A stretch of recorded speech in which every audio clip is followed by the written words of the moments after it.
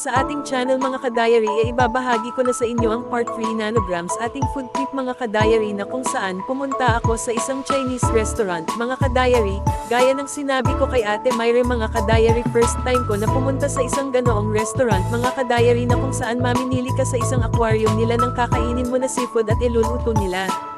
Kung nakakain na kayo sa mga damper restaurant, ganun ang theme nila dito sa naturang restaurant na ito hindi ko lang napikturan kung menu, pero marami ka rin mapapagwalian na seafoods na wala sa aquarium nila, nagluluto din sila ng mga karne at baboy mga gulay at marami pang iba.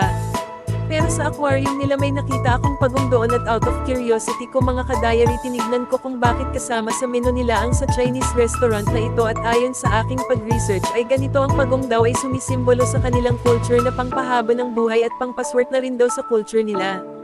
Pero hindi ito sinasang-ayunan ng ibang tao, dahil sa pakunti na ng pakunti ang mga pagong sa ating kragatan. Ayon din sa nakita ko na mga video sa YouTube kalamaitan na luto sa mga pagong ay soup based on Chinese cooking. Pero para sa akin mga ka-diary naawa lang ako sa naturang pagong na nakita ko sa Chinese restaurant na iyon, kasi kinukuha sila ng mga Chinese sa restaurant nila para lutin at kainin lang ng mga tao na dapat nasa dagat sila malayang nakakalangoy, pero dito sa naturang restaurant na ito panglaman sila ng mga tao na gusto kumain ng pagong. Meron din naman ng mga tao dito na nagdadala ng mga fresh meat and seafood para ipaluto sa naturang restaurant na ito.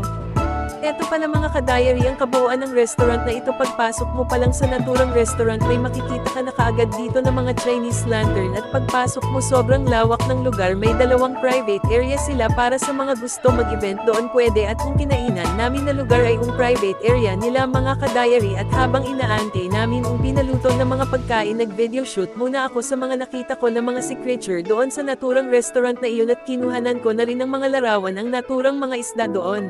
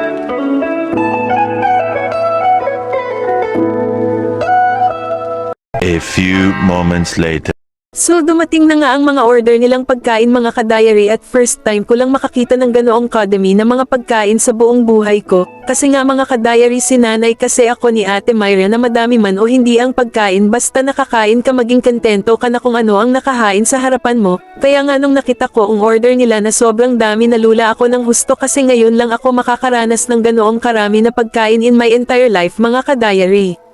So ayun nag-umpisa na kami kumain ng nagdala sa akin dito at sobrang sarap ng mga putahe na inihain nila sa amin dito sa restaurant na ito.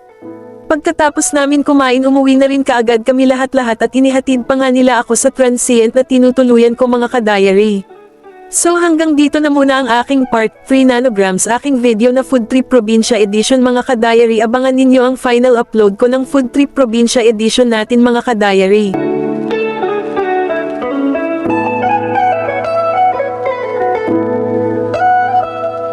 Dadayuhin ko ang pinakamasarap ko na natikman na strawberry milkshake sa isang mall dito at sinugba na matatagpuan sa likod ng mall. Ang ibig sabihin ng sinugba mga ka-diary is ihaw-ihaw sa Tagalog at susubukan ko rin ang batchoy na dinarayo dito kaya abangan ninyo ito mga ka-diary.